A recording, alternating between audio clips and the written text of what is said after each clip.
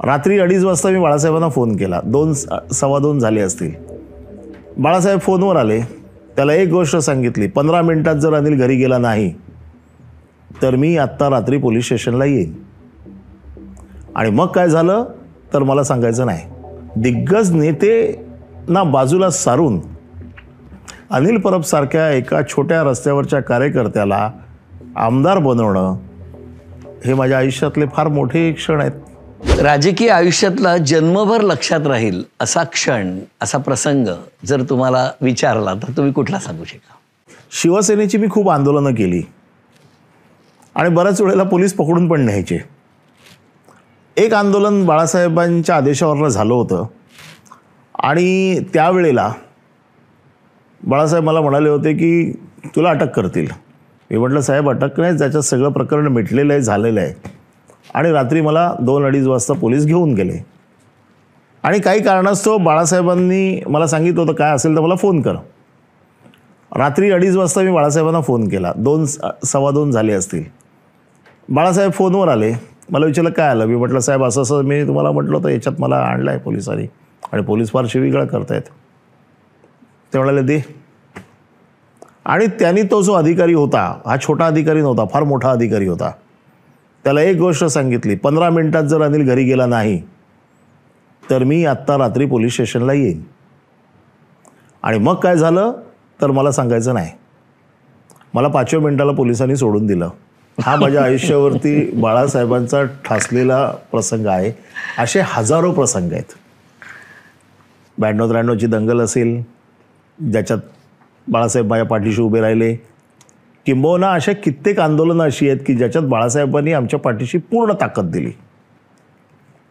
मी 2004ला फार कमी वयात काम करत असताना अचानक एक दिवस रात्री मला बोलवलं उद्धव साहेबांनी आणि बाळासाहेबांनी, आणि त्यावेळेला दिग्गज नेते असताना मला सांगितलं की आम्ही तुम्हाला आमदार बनवतोय. आता माझ्यासारख्या रस्त्यावरच्या कार्यकर्त्याला सरळ आमदार विधान परिषदेचा बनवणं ही गोष्ट आयुष्यात कधीच पुसता येणार नाही.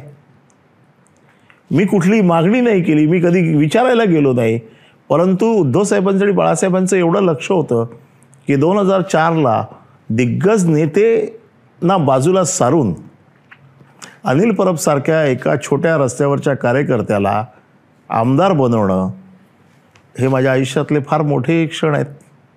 बरं, हिंदू हृदय सम्राट शिवसेना प्रमुख वंदनीय बाळासाहेब ठाकरे आणि शिवसेना पक्षप्रमुख उद्धवसाहेब ठाकरे यांच्यात कुठली समानता वाटते तुम्हाला? नाही, हे दोघे विचाराचे पक्के आहेत. यांनी एखादी गोष्ट पक्की मनात आणली की ते करतात आणि फार जिद्दी आहेत. आणि दोघांमध्येही प्रचंड, दोघांना प्रेम आहे लोकांबद्दल. अगदी एक किस्सा सांगतो दोघांचाही, म्हणजे बाळासाहेबांचा असेल किंवा उद्धवसाहेबांचा असेल. मैत्री काय असावी ही बाळासाहेबांकडनं शिकलो. मग बाळासाहेब मैत्रीमध्ये कधी बघत नव्हते की तो कोण आहे.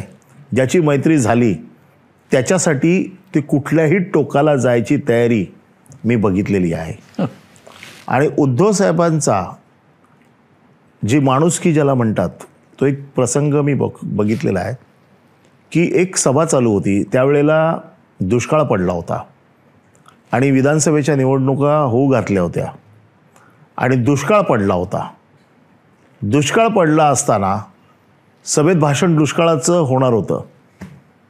मी साहेबांबरोबर होतो आणि ज्यावेळेला भाषण करायला सुरुवात होणार याच वेळेला जोरात पाऊस आला. जोरात पाऊस पडला, त्याच्यात भाषण झालं, सगळं झालं. दुष्काळावरती बोलणं फार काय झालं नाही कारण पाऊस जोरात पडायला सुरुवात झाली होती. त्याच्यात एक जण असा सहज म्हणाला, अरे रे सत्तेवरती पाणी पडलं. त्यावेळेला उद्धवसाहेब पटकन म्हणाले, सत्ता नाही मिळाली तरी चालेल पण गरिबाला पाणी मिळालं पाहिजे, यावेळेला शेती झाली पाहिजे. हा प्रसंग माझ्या आयुष्यावरती कोरून गेलेला आहे की ह्या माणसाची माणुसकी, सत्तेसाठी नसलेली लालसा. कोणी काही आरोप करू देत, आम्ही जवळनं ओळखतो मातोश्रीला. हे जे काही प्रसंग आहेत ना, हे जोपर्यंत तुम्ही अनुभवत नाही तोपर्यंत तुमची निष्ठा घट्ट होत नाही. आमची निष्ठा घट्ट का झाली आहे? कारण आम्ही हे सगळे प्रसंग चांगले महाराष्ट्रातील सर्व बातम्यांचे विश्वासार्ह व्यासपीठ, सकाळच्या सर्व सोशल मीडिया प्लॅटफॉर्मला लाईक, फॉलो आणि सबस्क्राईब करा. तसंच सर्व नोटिफिकेशनसाठी बेल आयकॉन प्रेस करायला विसरू नका.